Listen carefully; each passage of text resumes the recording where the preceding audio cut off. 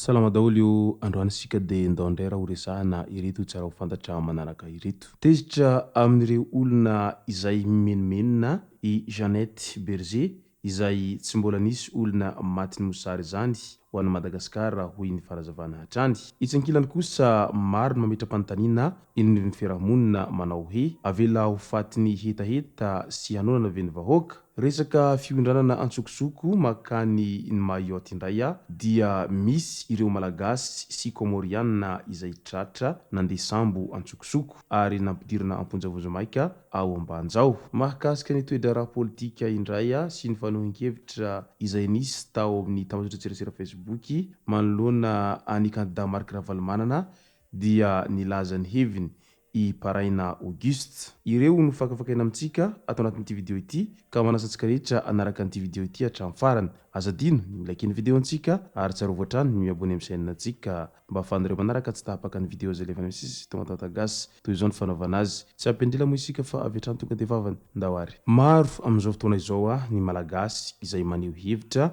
mahakasika ny toe-java-misy amin'izao ankehitriny izao. Tsy misy tsony angamba ny mbola sahy hilaza fa mandrosy Madagasikara sady miadana ny vahoaka ao aminy hoy izy ireo izay maneho hevitra mahakasika an'izany. Tsy misy faritra tsy menomenona eto amintsika noho ny tsy fandriam-pahalemana sy ny tsy fisiany rano fisotro madio. Adino ny tanteraka araka izany ny vahoaka sady tsy misy mpiahy. Very tanteraka hatramin'ny zo fototra dia ny fahafahana misitraka ankahalalahana ny rano fisotro madio. Lasaiza avokoa ireo nampanantena ny hamaha ity olana fototra mahakasika ny rano fisotro madio ity. Tsy resahana intsony moa ny momba ny tsy fandriam-pahalemana na ihany koa ny olana eo amin'ny jiro izay vokarin'ny jirama. Samby tsy afaka ambava ny mpanao politika indrindra ny fampielezan-kevitra ny mahakasika ny fifidianana nefa ireo zavatra rehetra ireo mijaly sy sahirana ary fadiranovana tanteraka ny vahoaka malagasy. Tsy mahita volana matotra angamba ny tompon'andraikitra kanefa tsy mbola nisy sahy nametra-pialana. Ka eo indrindra no mahatonga ny be sy ny maro amin'izao fotoana izao mametra-panontaniana amin'ilay hoe avela ho fatin'ny hetaheta sy hanonana ve ny vahoaka malagasy. Io ny fanontaniana izay ilana valiny maika avy amin'ny sanamabem-bahoaka tsirairay amin'izao fotoana izao. Izany rehetra izany moa dia hita taratra na an-tanan-dehibe na any ambanivohitra any dia samby sahirana amin'izay resaka jiro sy rano malagasy izay avokoa. Tsy vitan'izay ny vidim-piainana midangana ary eo ihany koa izay resaka tsy fandriam-pahalemana izay nisesisesy tato ato izay. Ka dia andrasantsika ara ny vahaolana izay tena mba matotra sy mba tena misy fiantraikany amin'ny fiainan'ny vahoaka avy any amin'ireo mpitondra fanjakana sy ny tompon'andraikitra amin'izay rehetra izay. Manoloana an'izany fimenomenoman'ny vahoaka izany moa dia naneho ny heviny i Jeannette Berger. Tezitra mafy i Jeannette Berger iray amin'ireo mpanohana ny fitondrana izay mijoro amin'izao fotoana izao. Ny antony lazaina fa mpanositra no manosika ireo olona menomenona noho ny tsy fisian-drano fisotro madio. Mba taiza tamin'ny Madagasikara ity no mba nisy olona izay matina hanonana. Io ny fanontaniana izay napetrany. Anareo mpanositra miteny io mba efa nanao asa soa sa variana mitsikera kanefa tsy mandray andraikitra. Tsy mbola misy olona matina hanonana izany ny malagasy fa mahita hoanina hatrany ka izay tokony tadidinareo tsara. Tsy anareo izay menomenona ato amin'ny Facebook no mamelona azy ireo. Tsisy tena mahavita mamaha ny olana fahasahiranan'ny vahoaka ianareo ireny hoy hatrany ny teniny raha namaly an'izay fimenomenoman'olona amin'ny tsy fampindrano izay nilaza fa hoe hovonoina amin'ny hetaheta sy hanonana ve ny vahoaka. Ka izay ny teny avy any amin'ity izay mpanohana mahafatrapo any fitondrana izay mijoro amin'izao fotoana izao raha nilaza nahatezerany manoloana an'izay rehetra izay.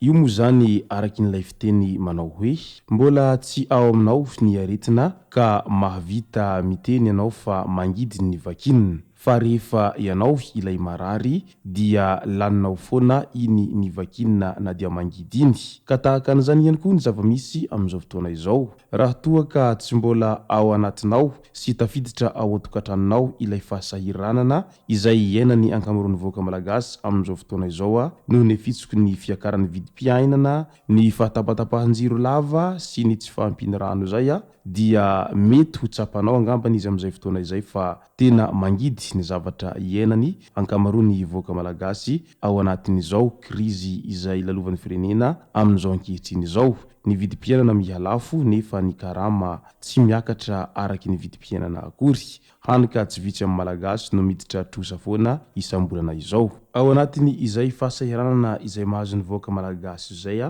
dia tsy vitsy amin'ny malagasy amin'izao ankehitriny izao no tena efa tsy te hionina sy hipetraka a Madagasikara intsony fa mitady hirika mba hifindrana any amin'ny firenen-kafa. Ka isan'ny tena maro mpandeha ao anatin'izany ny any amin'ny nosy Mayotte izay tena matetika ahitana ny malagasy izay mandeha mifindra-monina antsokosoko any amin'izany nosy Mayotte izany.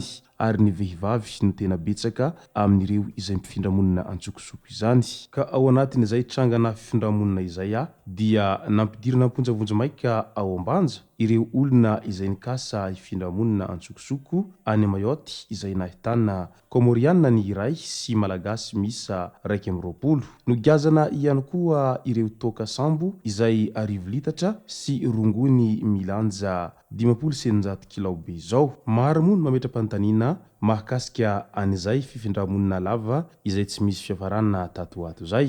Ny anton'io dia tsotra kely, ny asa tena manahirana no mitady azy raha ho an'i Madagasikara manokana izany.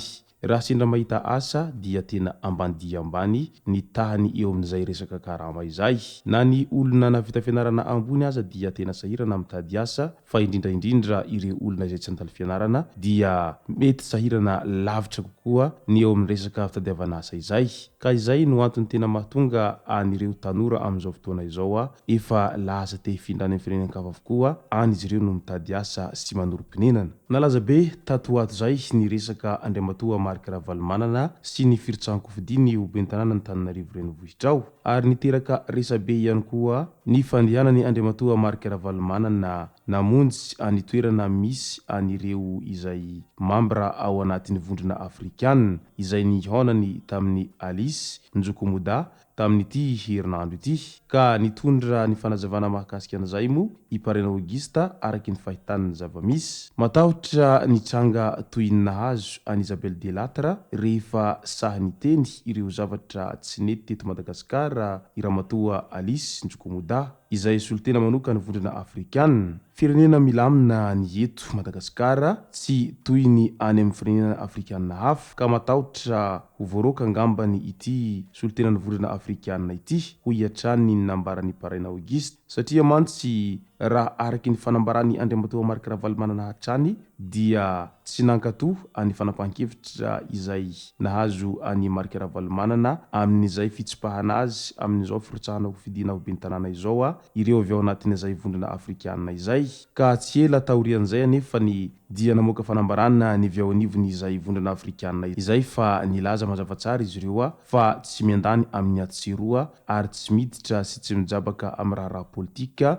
izay misy eto Madagasikara. Ka raha izay hevitra anankiroa izay nambarany Marc Ravalomanana sy ireo avy ao anatin'ny vondrona afrikanina izay no jerena dia zavatra roa mifanipaka be izao. Ka raha ny hevitra izay nambarany taratasy izay navoaka an'ireo avy ao anatin'ny vondrona afrikanina izay dia milaza fa lainga araka izany izay nambarany Marc Ravalomanana tao ampejiny fa ny an'ireo vondrona afrikanina dia mazava be fa tsy miandany ary tsy miditra amin'ny raharaha politika raha ho an'i Madagasikara izay. Ka eo indrindra no mahatonga ny be sy ny maro mametra-panontaniana amin'izay fanazavany Andriamatoa Parena Augusta izay.